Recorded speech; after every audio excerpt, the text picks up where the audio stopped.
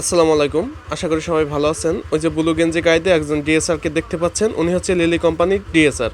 তো আমার হচ্ছে সেদিন কোনো অর্ডার ছিল না। উনি হচ্ছে ভুলক্রমে আমার দোকানে ঢুকে পড়ে। তো আমি অর্ডার ছিল না এই কথা জানানোর পর উনি হচ্ছে চলে যায়। উনি চলে যাওয়ার পর আমার দোকানে আসে অ্যাটোনিকা কোম্পানির যে ডিএসআর সে।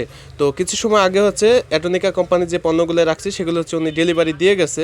আর এখন আসছে হচ্ছে পণ্যগুলোকে টাকা নেওয়ার জন্য।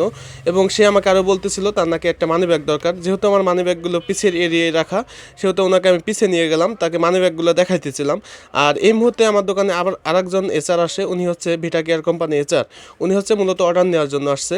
ভিটা কেয়ার কোম্পানির যে এচআর উনি অ্যাটোনিকা কোম্পানির যে ডিএসআরকে দেখে ভাবছে হয়তো কোনো কাস্টমার, সে হয়তো পণ্য কিনতেছে। কোনো এচআরই হচ্ছে পণ্য কেনার সময় আপনাকে নক দিবে না, তারা নীরবতার সাথে সেই সময়টুকু ধৈর্য ধরবে। তারপর হচ্ছে অ্যাটোনিকা কোম্পানির যে ডিএসআর ওনার সাথে আমার বেচা কেনা শেষ হলো। আর সেই সময়টুকু পর্যন্ত ভিটা কেয়ার কোম্পানি এচআর অপেক্ষা করতেছিল। আর এইদিকে হচ্ছে আমার সহকারী যে রিফাত, ও হচ্ছে পণ্যগুলো তাকে সাজাইতেছিল। কসমেটিক দোকানে প্রধান যে সমস্যা সেটা হচ্ছে পণ্যগুলো অনেক সময় দিয়ে সাজাইতে হয়। প্রত্যেকদিন আমার অনেক ভিডিওতে দেখছেন আমি আর রিফাত এক্সট্রা সময় করে কিন্তু এই পণ্যগুলোকে আমার দোকানে সাজাই।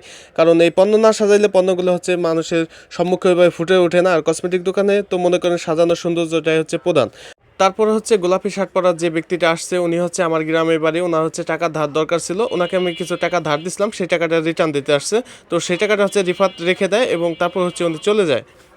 তারপর যে ব্যক্তিকে দেখতে পাচ্ছেন উনি হচ্ছে ওনার ঠোঁটে ব্যবহার করা যে মেরিল পেট্রোলিয়াম জেলি সেটা কিনতে আসছে। তো উনি নিবে কি নিবে না এই জন্য অনেক চিন্তা ভাবনা করতেছিল, যে আসলে তো সবাই সমান হয় না, কাস্টমার ভেদে এক একজন এক এক রকমের হয়।